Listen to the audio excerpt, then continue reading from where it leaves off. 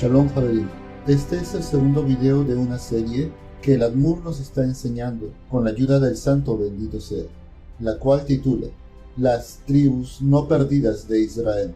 En el video anterior vimos los lugares de destierro de las 10 tribus, tal como figura en el libro de los reyes y tal como lo enseña el Talmud, tanto el Babli como el Yerushalmi, el Midrash Rabbah, la Besichta y más.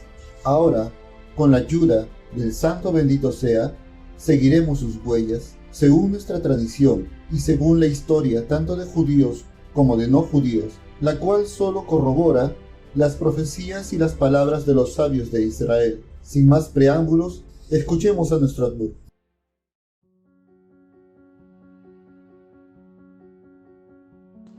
El país montañoso, en donde Burma colinda con India, es el hogar de un pueblo que se hace llamar Benay Menasia para los chinos y después, para los de India, eran conocidos como Lu Shai, lo cual quiere decir en su idioma las 10 tribus. Los Benay Menasia o Benay Menashe luchan contra un pueblo llamado Naga y para ello tienen un ejército clandestino y su número en población supera al 1,5 millones. Los Benay Menashe emigraron por Asia Central, pasando por China y llegando a Burma hasta la India. Datos relatados por ellos mismos, quienes conservan la tradición de dicho viaje y amparada por los sabios de Israel. Entre sus costumbres tenemos: comían cerdo con cenizas, lo cual es una comida vergonzosa para ellos, la cual les recuerda que fueron maldecidos y que por tal razón también les echaron de la tierra de sus ancestros, la tierra de Israel. Para ellos, tal costumbre es una maldición de generación a generación y que todavía siguen sufriéndola hasta que venga Shiloh y los redima de todo esto y más. Usan un poncho de oración llamado Tolcuán, idéntico a nuestro talit, y el cual en cada punta lleva un hilo azul. Hace unos 60 años, un hombre llamado Chala se levantó como profeta y les dijo que había llegado el momento de regresar a la tierra de sus antepasados, la tierra de Israel, y pocos años más tarde así fue. Gran parte de los Benay Menashe regresaron a Tierra Santa y ahora viven con nosotros en Eretz Israel.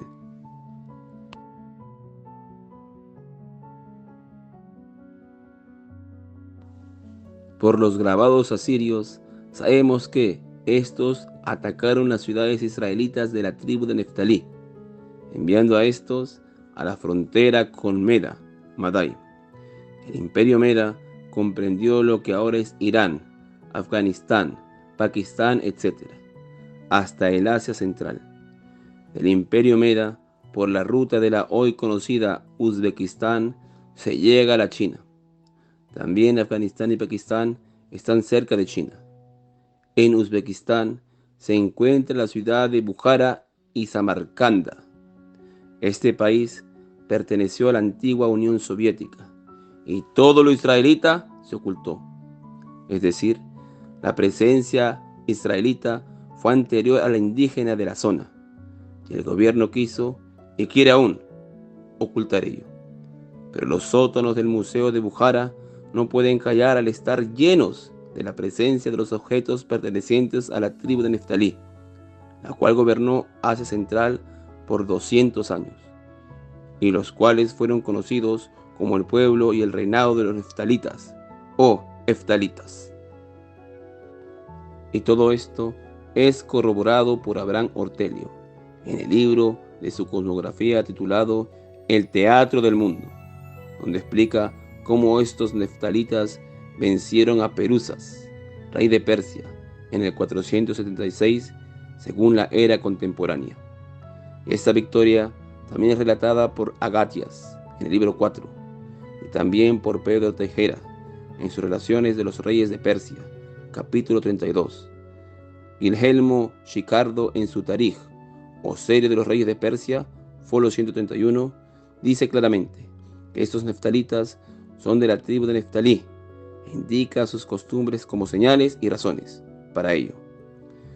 Bukhara fue la capital del poderoso reino de la tribu de Neftalí, que gobernó las zonas de los hoy conocidos Pakistán, Afganistán y la India. La tribu de Neftalí también avanzó hacia la China. Allí fue conocida posteriormente como los judíos de Caifén. Lamentablemente, ya más de 300 años desapareció la sinagoga y por ende la reducida comunidad, salvándose así solo los que emigraron a otras tierras. Y ahora solo quedan de la comunidad de Caifén algunos israelitas chinos, prácticamente asimilados por completo, y esto debido al terrible régimen que los ahogó y absorbió Hashem Yirahem. En el mismo tiempo en que la tribu de Neftalí dominaba gran parte del Asia Central, parte de esta misma zona, en especial la India, fueron gobernadas por la tribu de Zabul, los cuales eran de la tribu de Zebulún. En Bombay, la India, habitaba hasta hace poco una comunidad de 5.000 personas aproximadamente, denominada los hijos de Israel, los cuales datan sus orígenes a tiempos muy remotos. Esta pequeña comunidad fue descubierta hace más de 300 años. Sus costumbres incluían el kashrut de acuerdo a la Torá y el Halajá. Celebran sus bodas en una ceremonia llamada Melida, la cual muestra costumbres relacionadas al Beit HaMikdash, y única en la India, entre más de 8 millones de hindúes y más de 1 millón de musulmanes. Sus oraciones y cánticos siempre se desarrollaron también en la lengua santa. El lugar más sagrado para estos Bené Israel de la India se encuentra en el sur de Bombay, cuya tradición cuenta que el profeta Eliyahu ascendió a los cielos desde tal lugar. Habiendo sido exiliados por el rey de Asiria a los sitios ya conocidos y mencionados, estos israelitas fueron emigrando, acampando y recorriendo la conocida ruta de la seda, pasando por Irán, Afganistán, Pakistán, Uzbekistán y de ahí a la India. Estos antiguos gobernantes del norte de la India fueron la tribu de Zebulún, y así lo prueba también la historia, la cual dejó su huella en los documentos de su reinado, sus monedas, el nombre de su capital, el nombre de sus reyes y más. Ahora, estos Bené Israel de Bombay, los que quedaron de forma descubierta y visible de la tribu de Zebulún, muchos han regresado a la tierra de sus ancestros y viven con nosotros en la tierra de Israel, cerca de sus hermanos, los de la tribu de Yehuda y Binyamin. Aún siguen con su muy antigua tradición de reverenciar al profeta Eliyahu, pero ahora en el monte Carmel.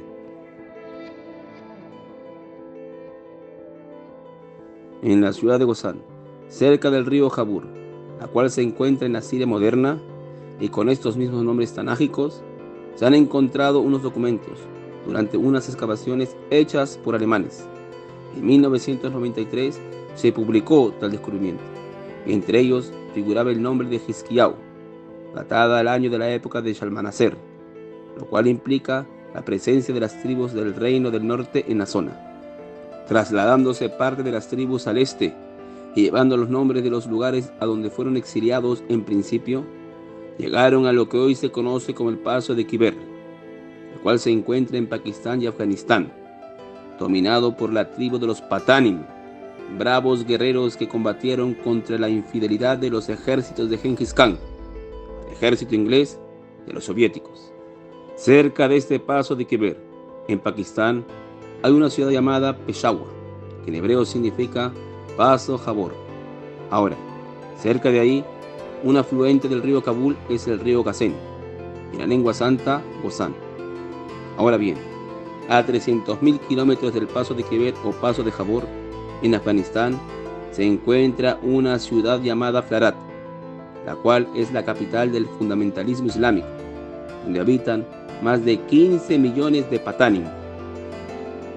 Los Patanim siguen un antiguo código llamado Pukhtunkhwali, la cual ellos son fieles más que a la ley islámica. Ellos dicen que el Pukhtunkhwali es en sí una religión en sí misma, ya que ellos tienen su propio código de conducta.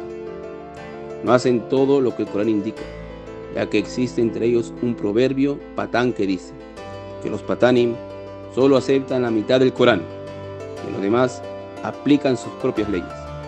En el Kiber o Jabor hay 11 tribus de Patanim, y todos se conducen según el código Putunwali, y no según la Sharia islámica, la cual debería regir tales zonas. Los Patanim aún hacen sacrificios rituales por diferentes motivos, y todos en señal de agradecimiento al Creador del universo.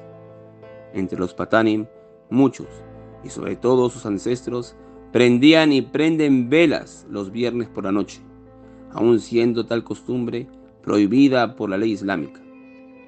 Ellos dicen claramente pertenecer al pueblo de Moisés. Se llaman a sí mismos los Musajel, lo cual quiere decir los del pueblo de Moisés. Ellos saben y dicen ser los descendientes directos y sin mezcla alguna de las 10 tribus de Israel. Ellos aún se dividen y se separan según las tribus de sus padres, según cada tribu de Israel.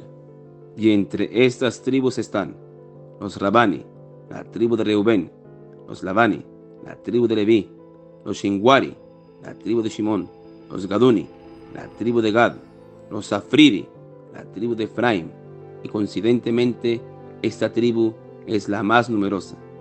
Los Patanim, los cuales conservaron su identidad israelí como tal hasta la aparición de Mahoma, fueron conquistados, sometidos y seducidos al Islam, de la misma forma que la cruz, el cristianismo, hizo con gran parte de la tribu de Yehuda, los Benei Anusim.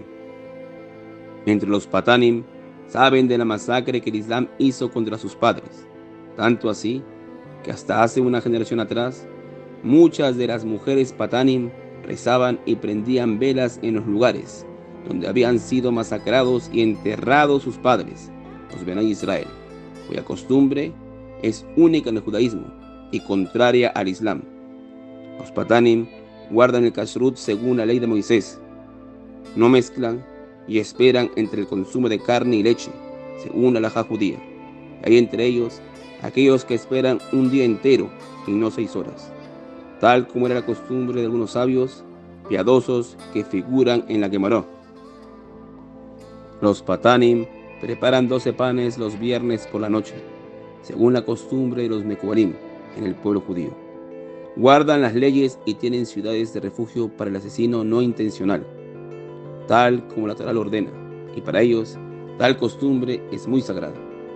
El recato entre los Patanim es muy estricto. Guardan sus ojos de no ver ninguna mujer extraña, tal cual dicta la ley judía.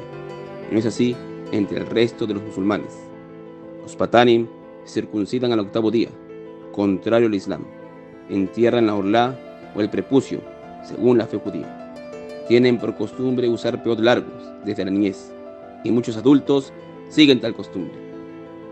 Visten prendas de 4 puntas, donde en las puntas cuelgan flecos, tal como nuestros talitot. Cada niño al nacer recibe una camea, donde está escrito el Shema Yisrael.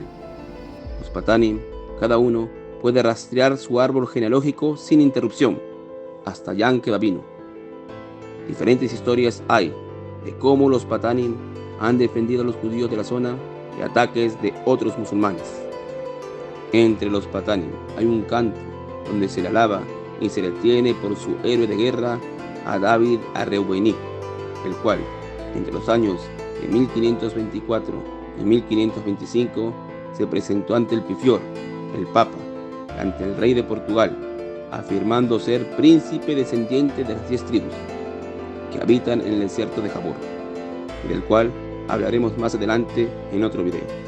Sin embargo, y solo para acotar un punto más, David Arreubení dejó perplejos a muchos de su época en aquella comunidad judía, debido a su extenso conocimiento y dominio, tanto de la Torá y de la Kabbalah. Muchos de los Patanim desean unirse al pueblo judío. Sin embargo, y aunque muchos de los sabios de Israel están pendientes de su situación, lamentablemente, producto de una mala política complicada, y entre otras cosas, los Patanim aún no se encuentran en Israel. Además, también de que la gran mayoría aún no están dispuestos a abandonar por completo su posición islámica.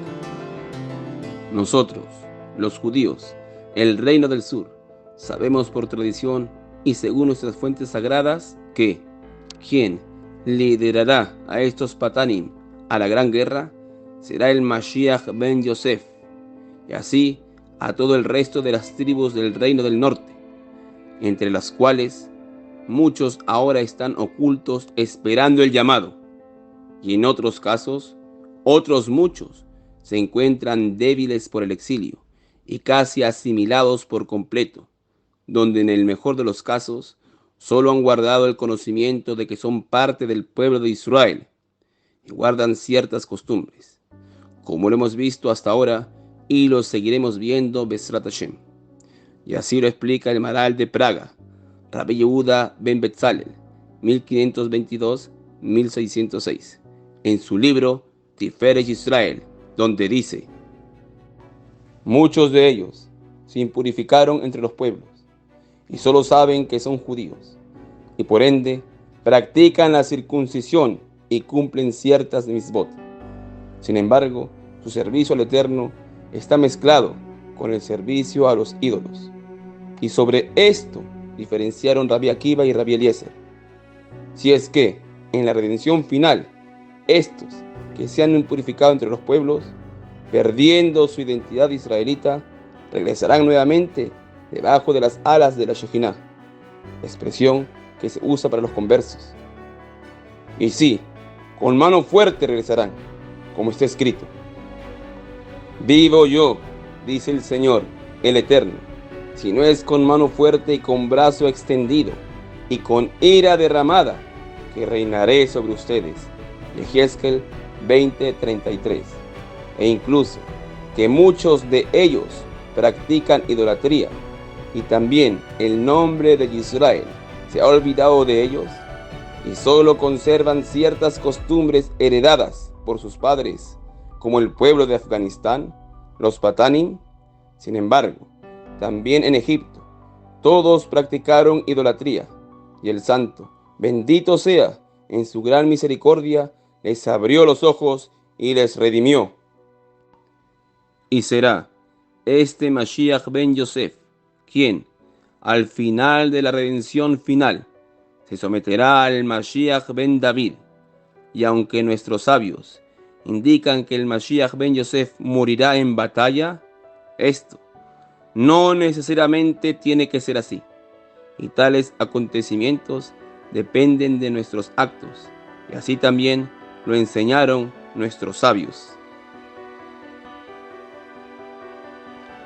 En la región de Tigray, una de las 10 regiones étnicas de Etiopía, la cual limita al norte con Eritrea, al oeste con Sudán, al este con Afar y al sur con Amara, vive la comunidad Beta Yisrael, la cual indica su etnia al pueblo de Israel y a la tribu de Dan, y cuyo peregrinaje hasta llegar a dicha zona, y según su propia tradición, se basa en que, después de haber salido de Israel, antes de la destrucción del primer Beit HaMikdash, atravesaron Misraim, llegando así a las tierras de Cush, es decir, la hoy conocida Etiopía.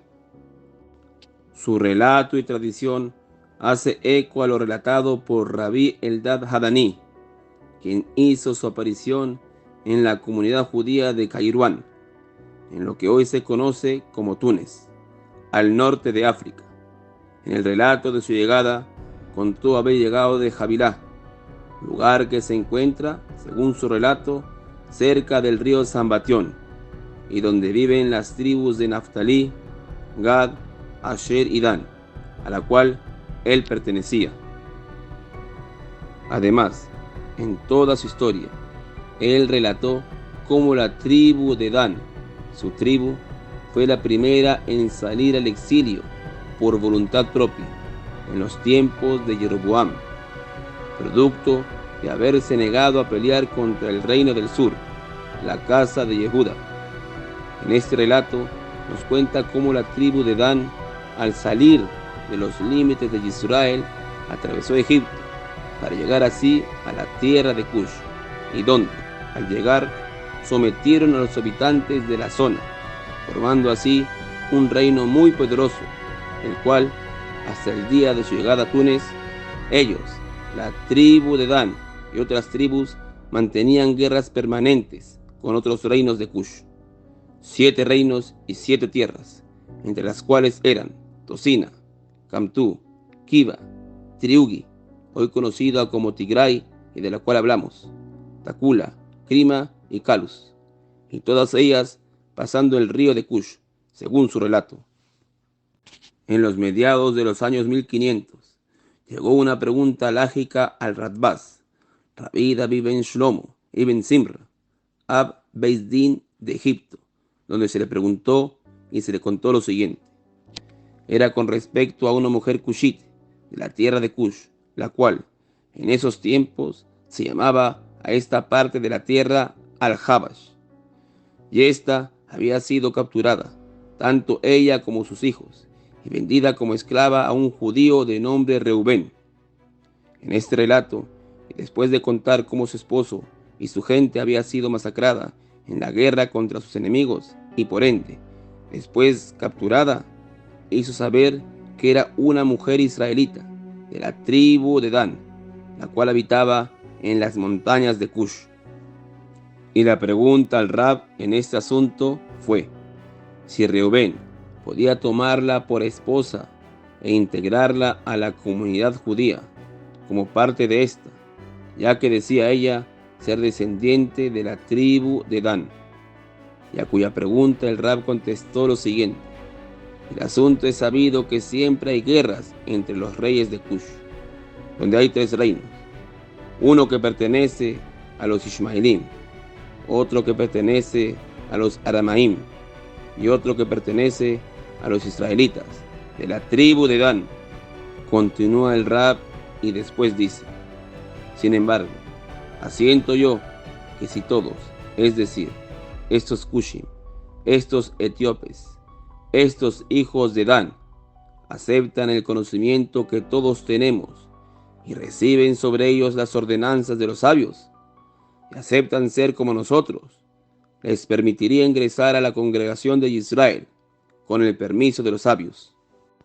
Basado en esta respuesta, después de más de 500 años, Baruch Hashem, Hamarán, Rabbi Obadia Yosef, dictaminó que la comunidad Beta Yisrael, conocidos también como los Falashim, que en la lengua amarit significa extraños, llamados así por los nativos de Etiopía, son israelitas, descendientes de las 10 tribus y de la tribu de Dan, motivo por el cual ahora y después de una conversión por seguridad, obviamente, ya más de 100,000 de ellos viven en Israel, formando parte de nuestro pueblo sagrado.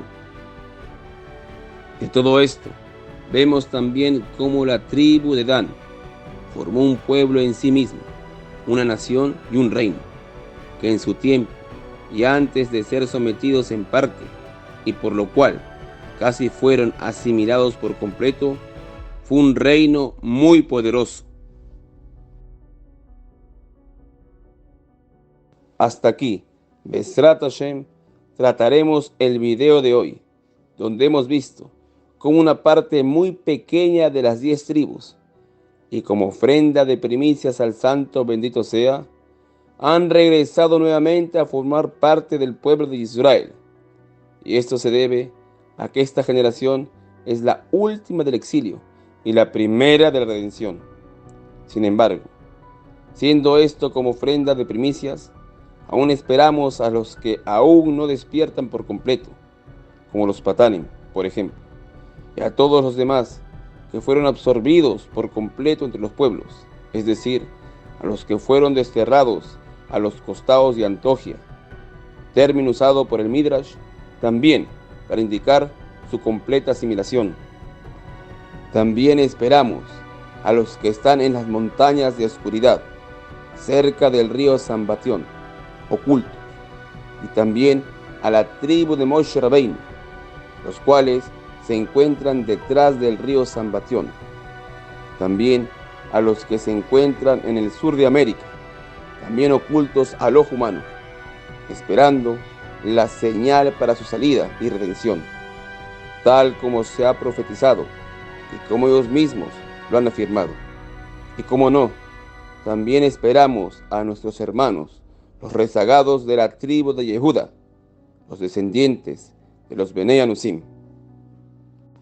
Por ende, sea la voluntad del Santo bendito sea, que en su infinita misericordia permita la revelación a todos de su justo y verdadero Mesías, y así se dé la reunión completa de los exiliados, perdidos y rezagados, y la pronta reconstrucción de nuestro Beis Hamikdash, prontamente en nuestros días. Amén. En el próximo video veremos Bezrat Hashem, testimonios vivos de israelitas de las 10 tribus que tuvieron contacto con nosotros, sus hermanos, la casa de Yehuda, y entre otros testimonios registrados, incluso entre no judíos. Nos vemos entonces, Bezrat Hashem. Ohev Etchem.